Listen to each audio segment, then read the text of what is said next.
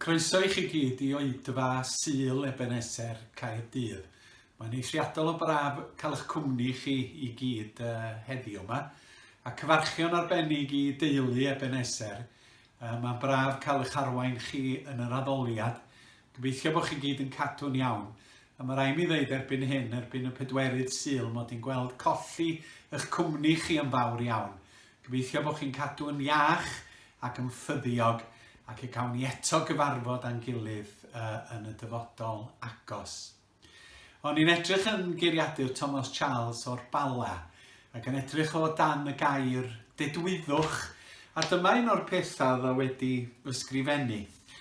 Crewyd dyn I ogoneddu Duw a'i fwynhau, I edrych ar ei brydferthwch, I addoli, I ymhyfrydu ynddo a'i ogoneddu.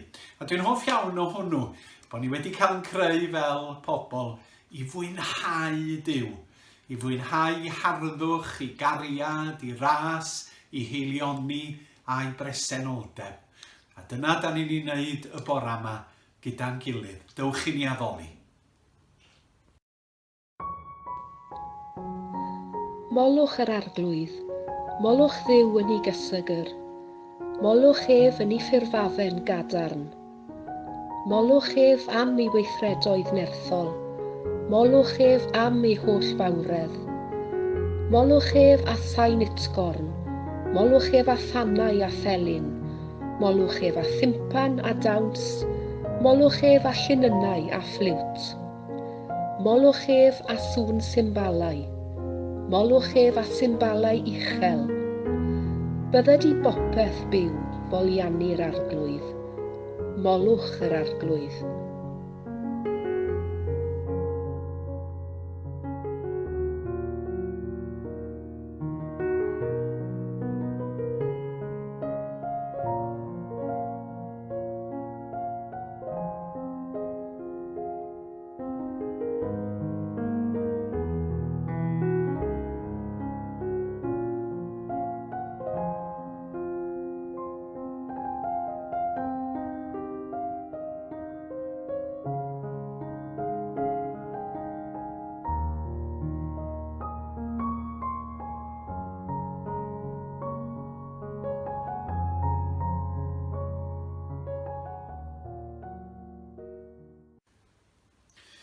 Mi oedd y nain Selina Edwards yn hannu o Benmachno ddim yn bell o Fetws y Coed ac oedd hi'n ferch i'r gof yn y fan honno, Jared Evans.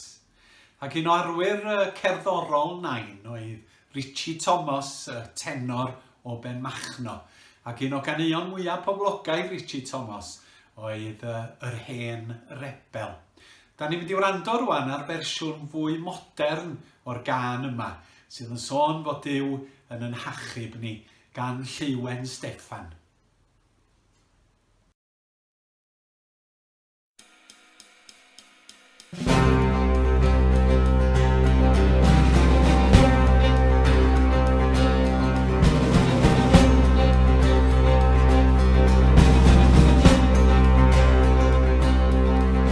Dim gynta'r golleb waredwr, do neb yn aflanach na fi, a ffetrysait os gallai'r iachawdwr, fydd achub hen rebel fel fi.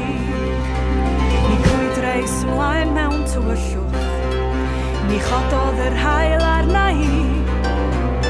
Sianwyd fy mynwes gan dristwch, dydim gobaith I hen rebel fel fi.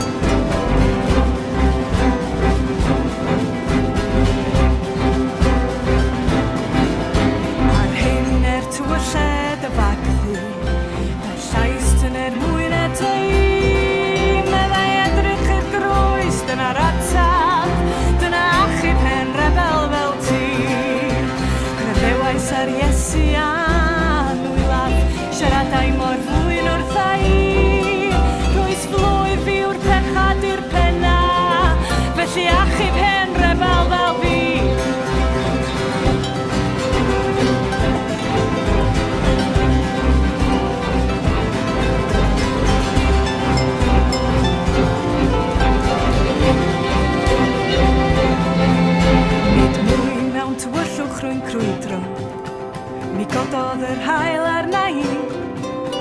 A nawr i'r rai eraill rwy'n tystio, fel achub hen rebel fel fi. A phan gyrheidda fy nefoedd, a gweld fy ngwaredwr mewn bri. Mi ganaf ei glod yn oes, oes, oes. A machub hen rebel fel fi, a machub hen rebel fel fi.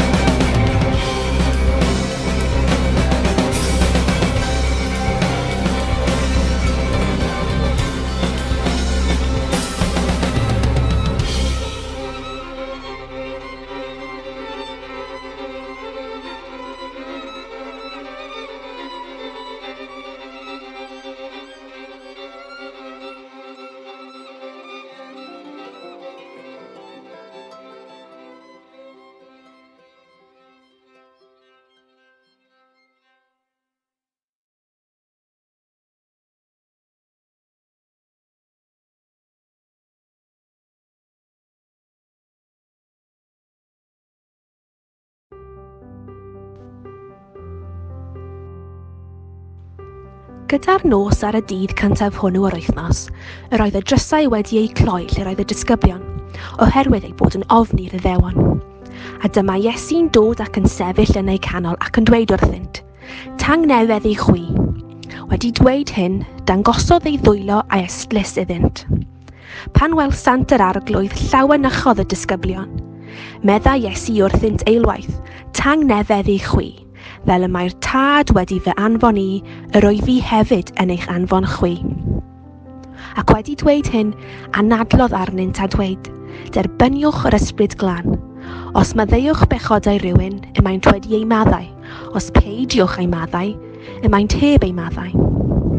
Nid oedd Thomas a elwir Didymus, un o'r 12, gyda hwy pan daeth Iesu atynt. Ac felly dwedodd y disgyblion eraill wrtho, yr ydym wedi gweld yr arglwydd, ond meddai ef wrthynt, os na welaf ôl yr hoelion yn ei ddwylo, a roedd y mis yn ôl yr hoelion, am llaw yn ei estlys, ni chreda fi byth. Ac ymhen wythnos, yr oedd y disgyblion unwaith eto yn y tŷ, a Thomas gyda hwy. A dyma'n Iesu'n dod, bod y drysau wedi cloi, ac yn sefyll yn y canol a dweud, tangnefedd i chwi.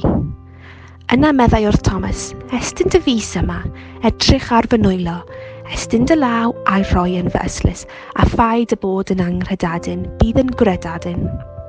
Atebodd Thomas ef, fy arglwydd am Duw. Dywedodd Iesu wrtho, a am I ti fy ngweld yr wyt ti wedi credu. Gwyn ei byd y rhai agredodd heb iddynt weld.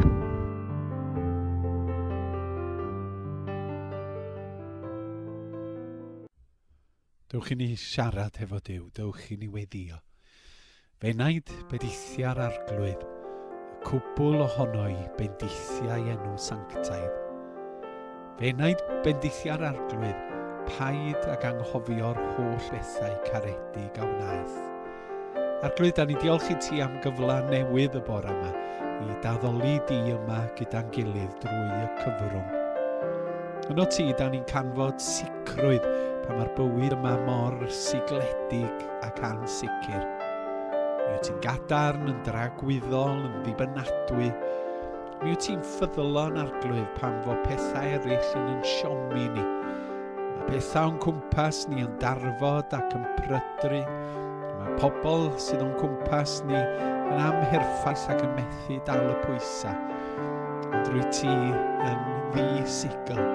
Ti'n gweld y cwbl o'r dechrau i'r diwedd o fewn I dragwyddoldeb. Wyt ti'n gwybod y cwbl ac ffurfolwn di gyda'n gilydd. A da ni eisiau rhoi diolch I ti heddiw am fendithion bywyd.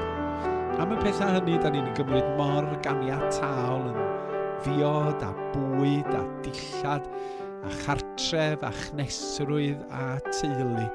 Bendithion gen ti ydy bob un o'r pethau hyn. Da ni diolch am dy gariad sicr tuag ata ni. Nid cariad da ni'n tybio sy'n bodoli, ond cariad da ni wedi brofi yn yr arglwydd Iesu. Ddeisthos di'r byd anghennus yma yn llawn heilioni rhyfeddol, i ddelio hefo'n gwrthryfel derbyn drwy y groes a'r atgyfodiad. Diolch i ti am y cwbl oll ac am y bendithion da ni'n ei dderbyn. Da ni'n cyffesu arglwydd y methiant o'r blaen di, y methiant i fod yn debyg i Iesu Grist ei hun. Arglwydd da ni'n aml yn hunan ganolog, da ni'n aml yn farus, da ni'n anastyriol iawn ohono ti ac o bobl eraill, da ni'n wastraffus o'r adnoddau yr wyt ti'n rhoi yn y dwylo, da ni'n dinistrio'r greadigaeth, da ni'n gallu bod yn gas tuag at yn gilydd. Da'r maddau ni y pethau yma, a thrwy waith yr ysbryd glân yn y calonna ni, gwna'n debycach i Iesu. Ac yn y cyfnod yma, a hefo'r haint difrifol o'n cwmpas ni, da ni am gyflwyno pobl Caerdydd. Da ni'n meddwl yn arbennig am y cleifion sydd yn dioddef o'r virus. Da ni'n meddwl am y bobl hynny sydd wedi colli anwyliaid a sydd heddiw yn galaru, wedi methu ac ysuro teulu yn ystod i munudau ola. Gweddiwn dros yr rhai hynny sydd yn ofnus, dros yr rhai hynny sydd yn pryderu dros eu teulu, dros bawb sydd ofn colli bywoliaeth, ofn fori, ofn y dyfodol. Ac fi ofynwn y byddi di'n amddiffyn yr rhai hynny sydd ar laen y gad, yr rhai mewn ysbytai, o fewn i'r NHS, yn feddygon, yn consultant, yn arbenigwyr, yn ymchwilwyr, yn lanhawyr, yn nyrsys, yn weithwyr gofal yn yr ysbyty ac mewn cartrefi ac yn cymunedau. A hefyd da ni'n gweddio dros yn gwleidyddion a'n harweinyddion. A byddi di'n rhoi doesineb a chrebwyll iddyn nhw i wneud yr hyn sydd yn iawn, i amddiffyn i pobl sydd wedi i hethol i'w swyddi. Cliw yn gweddi, yn enw yn harglwydd bendigedig Iesu Grist. Amen.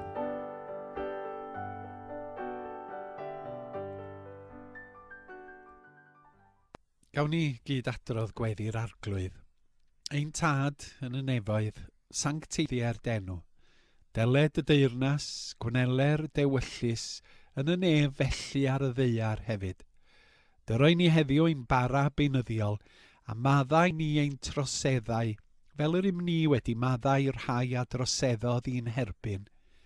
A phaid a dwy'n hi brawf, ond gwared ni rhag y drwg, oherwydd eiddo ti yw y deyrnas a'r nerth a'r gogoniant, yn oes oesoedd. Amen.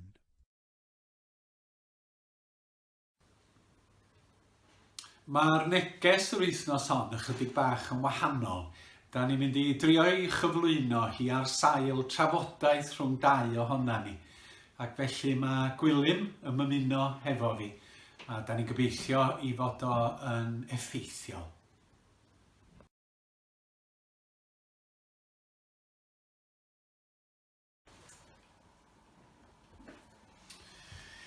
Dewch i ni gael gair o weddi. Arglwydd wrth i ni edrych ar dair di. Da ni'n gofyn am help yr ysbryd glân i'n goleuo. Fel bod ni'n deall yr efengyl. Fel bod ni'n dod i garu yr arglwydd Iesu Grist yn fwy.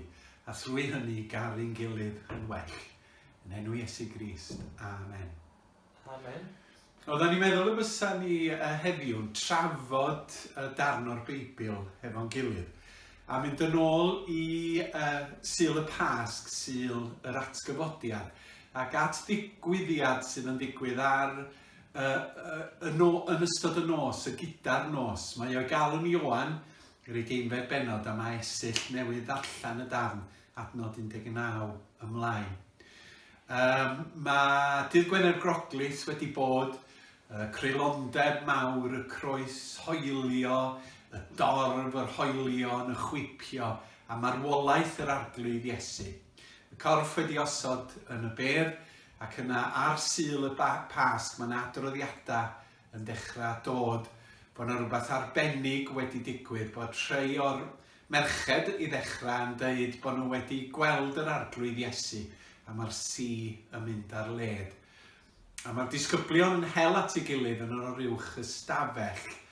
A mae Ioan yn dweud gwylio mi bod nhw yn ofn a bod nhw hefyd wedi cloi y drysau. Fedri di sôn chydig am y ddau beth yna? Wel, mae'n deud yn y darlleniad ni pam fod gynnyn nhw ofn. Dyma beth mae'n deud yn adnod 19. Maen nhw mewn ofn oherwydd ei bod yn ofn i'r Iddewon. Ac wrth gwrs, oedd yr arglwydd Iesu, y Meseia, oedd nhw wedi bod i ddilyn, yn credu na Iesu oedd y Meseia, wedi cael ei groeshoelio. Oedd ei fywyd o wedi dod i ben, ac oedd nhw ddim yn gwybod beth i wneud. Wrth gwrs, pan mae Iesu'n cael ei ladd ar y groes, maen nhw'n rhedeg i ffwrdd mewn ofn. A mae Pedr yn gwadu Iesu. Felly, maen nhw'n gorfod meddwl, wel, beth sy'n digwydd rwan? Mae Iesu, y Meseia yma. Dyn ni wedi dilyn, y person oedden ni'n meddwl oedd y Meseia, di marw. A mae'n siŵr bod nhw'n dechrau meddwl, ydy'r Iddewon yma mynd i ddod ar ein hôl ni, un lladd ni hefyd, ac ein taflu ni at yr Rufeiniaid i gael ei lladd. Ac ys ti'n gwybod, yr arweinyddion crefyddol wedi bod yn gyfrwys mewn ffordd yn cael yr awdurdodau Rhufeinig i ladd Iesu Grist. Doedden nhw'n cael dienyddio pobl i hunan yn y cyfnod. Ac felly, oedd y disgyblion yn meddwl, maen nhw wedi lladd yr arweinydd, y Meseia, maen nhw'n mynd i cael ni nesa. Fyddan nhw'n dod, os na filwyr tu allan i lle da ni'n cyfarfod rwan, os na bobl yn stelcian yna'n chwilio amdana ni. Ac felly, maen nhw'n ofn cymdeithas sydd y tu allan, maen nhw'n ofn yr awdurdodau sifil a crefyddol oedd di cydweithio'n dienyddio Iesu Grist. Ac felly, maen nhw mewn dychryn yn trio dadansoddi be oedd wedi digwydd a be fysa'n digwydd nesa. Ac felly, be ddigwyddodd? Wel, mae'r peth mwyaf rhyfeddol yn digwydd. Yndi. Mae Iesu Grist yn dod atyn nhw. Yndi. Dyma be mae'n ddeud yn y darlleniad. Gyda'r nos yn y dydd cyntaf hwnnw o'r wythnos, roedd y drysau wedi cloi lle roedd y disgyblion, oherwydd ei bod yn ofn i'r Iddewon. A dyma Iesu'n dod ac yn sefyll yn ei canol. Un peth, y rheswm bod ni'n addoli ar y dydd Sul ydy, un o'r rhesymau ydy bod Iesu Grist wedi atgyfodi, ac wrth gwrs hwn oedd y Sul cyntaf ar ôl yr atgyfodiad. Ac yn y darn nesaf o Ioan, mae'n sôn am yr ail Sul, a bod nhw'n dod at ei gilydd eto. Ac felly, da ni'n parhau addoli ar dydd cyntaf yr wythnos, a nid ar y 7fed dydd. A dyma Iesu Grist yn dod ac yn sefyll yn y canol a dweud tangnefedd i chi. Rwy'n oedd Iesu Grist wedi marw, so be mae hwn yn dweud am Iesu Grist, y ti'n meddwl?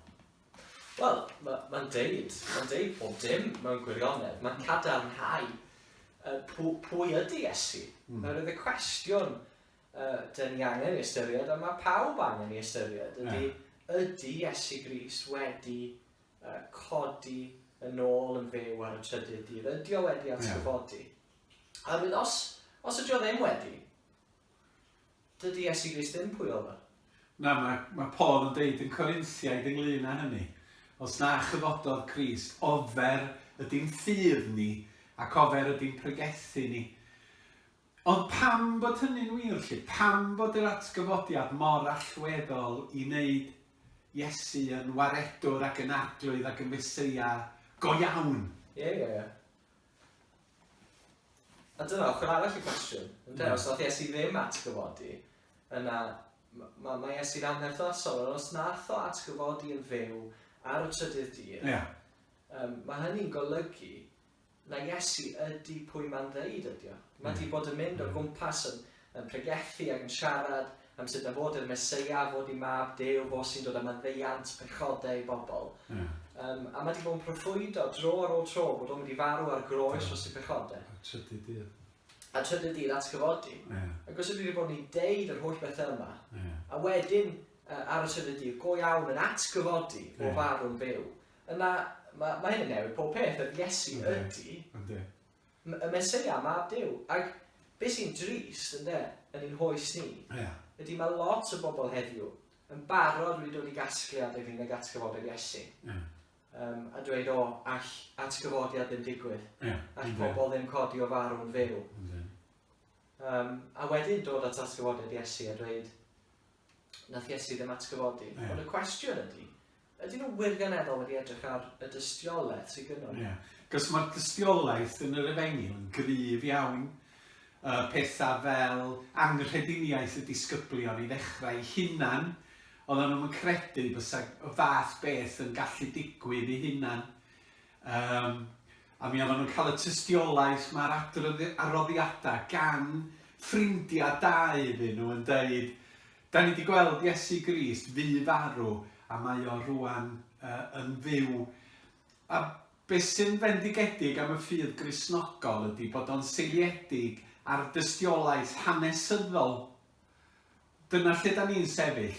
Hynny yw, os ydy Iesu Grist wedi atgyfodi, mi oedd o'n ddigwyddiad hanesyddol yn y ganrif gyntaf o fewn i hanes, ac nid yn rhyw fyth sydd wedi cael ei greu gan y disgyblion. Yn sicr. A mae rhaid i ni allu esbonio sut mae'r criw yma'n disgyblion dyn ni weld yn y stafell yma. Mewn braw a dychryn, i cloi y drysau, dyn nhw'n gwybod be i wneud. Be nath newid nhw o fod yn y criw yma o bobl mewn braw, i fod yn yr apostolion, yn llyfr Actau, yn mynd o gwmpas yn rannu am Iesu Grist ac yn fodlon marw dros achos Iesu Grist. A mewn gwirionedd, yr unig beth ydych chi roi i esbonio hyn i gyd ydy'r atgyfodiad, bod Iesu wedi atgyfodi. A dyna be nath newid disgyblion o fod y bobl llwfr yma, i fod y bobl nath rannu'r newyddion am Iesu trwy'r byd i gyd. A mae'r cyfnewidiad mor fawr yn ymddygiad y disgyblion o fod wedi cloi hunan yn yr uwch ystafell. 50 diwrnod yn ddiweddarach, maen nhw'n dod allan wedi llenwi fo'r ysbryd glân a dweud dyma'r gwirionedd, dyma'r gwaredwr. A mae'n rhaid chi gredu. Un peth arall am yr atgyfodiad. Y busnes yma ynglyn ag atgyfodiad cyrfforol yr arglwydd Iesu. Dwi'n meddwl bod hwnna'n beth pwysig a peth allweddol.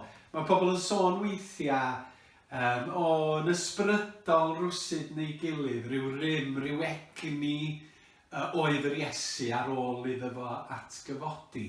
Ond mae'r atgyfodiad corfforol yn allweddol hefyd ydy. Her bos. A dyna beth mae'r Testament newydd yn dweud dro ar ôl tro ac yn pwysleisio. Does o ddim lle rhyw syniad bod Iesu ddim wedi atgyfodi'n gorfforol, jyst i atgyfodi'n ysbrydol. Dim lle o gwbl i hynny. Be da ni'n gweld yn y Testament newydd i gyd, bod Iesu wedi atgyfodi yn gorfforol. A mae'n ddiddorol iawn yn tydi be da ni'n weld yn y darlleniad heddiw. Oherwydd, bod wedi atgyfodi'n gorfforol, mae'n amlwg bod y corff o gynddo fo rwan. Hefyd yn wahanol, wedi cael ei adnewyddu falle. Oherwydd mae o'n dod trwy y drws, heb agor y drws. Ac eto, mae o'n bwyta, mae'n enghreiffdio, mae'n bwyta brecwast efo'r disgyblion ar lan y môr. Ac efo'r ddau i emaes, ond na rhywbeth gwahanol yn Iesu, ond mi oedd yn atgyfodiad corfforol oherwydd oedd Iesu ddim yn gorfod marw oherwydd bod o'n berffaith, canlyniad amherffeithrwydd a phechod ydy marwolaeth. Ac felly, wrth atgyfodi, mi oedd hwnnw'n brawf o fuddugoliaeth lwyr ysbrydol a chorfforol yn ei hanes o. A mae'r addewid yno i bobl sydd yn credu'n Iesu hefyd. Mae Iesu go iawn wedi concro'r beth yn dod. Dyna pam mae'r atgyfodiad corfforol yn newid pob peth. Oherwydd, os bysa Iesu ddim wedi atgyfodi'n gorfforol, yna byswn ni'n methu dweud bod wedi concro marwolaeth go iawn. Na. Ond mae o wedi, mae Iesu Grist wedi codi yn fyw a wedi concro marwolaeth. A beth sy'n rhyfeddol ydy darllen llythyrau Paul yn enwedig, 1 Corinthiaid 15, lle mae'n siarad am sut mae corff Iesu yn flaenffrwyth i'n cyrff ni. Ydy, ar y ddewyd i ni, y byddwn ni drwy ffydd yn Iesu yn etifeddu bywyd tragwyddol lle, ar ôl y marwolaeth ni. Ac yn y cyflwr yna, fydden ni ddim yn ymgolli rhyw uwd o eneidia amhersonol, ond y byddwn ni, drwy gariad y gras Duw, yn bodoli ar ôl marwolaeth. Cyn i ni orffan, o'na un peth arall o'n eisiau sôn amdano fo, sef geiriau Iesu Grist yn y fan yma. Bod y drysau wedi cloi, a dyma fo'n deud tangnefedd i chi. A mae'r rheina'n eiriau hyfryd gyn yr arglwydd ydy. Y geiriau hyfryta sydd. Mae'n drawiadol yn dydy bod y disgyblion yma wedi rhedeg i ffwrdd oddi wrth Iesu. Wedi gwadu Iesu, a rwan wedi dychryn o'r uwch ystafell yma. A bys chi'n disgwyl i eiriau cyntaf Iesu ar ôl atgyfodi fo'n eiriau o Caerdydd. Ond, be mae'n dweud ydy tangnefedd i chwi. A wrth gwrs mae'n atgoffa ni o be mae Iesu Grist wedi wneud ar y groes. Da ni'n meddwl am y gair gorffennwyd bob Pasg. Un o'r pethau nath Iesu weiddi o'r groes. Gorffennwyd. Wrth gwrs trwy farw ar y groes, dyma Iesu'n delio efo'r gosb dyn ni'n heiddi am ein pechodau. Yn delio efo'r gosb yna. Fel bod ni yn gallu cael maddeiant, fel bod ni'n gallu cael tangnefedd efo'r Duw. Y Duw dyn ni wedi troi neu erbyn o. Rwan, trwy groes Iesu, dyn ni'n gallu cael tangnefedd. Bod y cymod wedi dod yn lle o gwrthryfela, yn lle o gwrthdaro rhwng ni a Duw. Mae yna gymod a da ni wedi cael yn uno hefo Duw drwy aberth Iesu Grist. Ac wrth gwrs, mae'r tangnefedd hefyd yn cynnwys presenoldeb Iesu Grist. Mae wedi concro marwolaeth. Mi oedd y disgyblion heb Iesu yn ofnus, yn bryderus, yn ansicr. Dyma Iesu'n dod ac yn sefyll yn y canol hefo nhw. A mi oedd ei presenoldeb o yn tawelu'r dyfroedd. Dwi yma. A dyna'r gwir i Gristnogion am beth rwan lle de. Beth bynnag ydy'n anhawster am picil, am stormydd ni, a'r cyfnod yma da ni ynddo fo hefo'r haint Covid-19, mae'r Iesu yma trwy'r ysbryd glân. Mae o hefo ni, a mae hynny'n golygu bod ganddo ni dangnefedd gyda Duw, a tangnefedd yn calonna oherwydd yn bod ni yn ddiogel. Dwi'n meddwl fyddai ni ddilwyn y drafodaeth i ben. Diolch i ti am dy sylwadau. Un peth allweddol am y darn yma ydy, doedd y disgybl Thomas ddim hefo nhw. Ond mae'r paragraff nesa'n sôn am nos Sul wedyn. A'r tro yna mae Thomas yn ymddangos, ond mae Iesu Grist yn rhoi sylw arbennig i Thomas. A ddown ni nôl i edrych ar y darn hwnnw erbyn y Sul nesaf.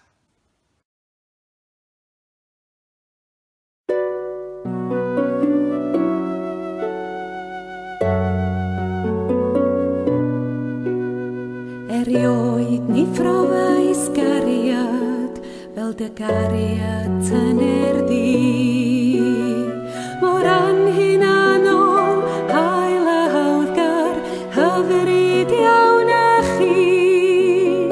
Mae'n gariad angherfynol, yn ddwfwn fel y môr. Mae'n llawn o ryfeddodau, a chafoeth yn ei stor. Caerdydd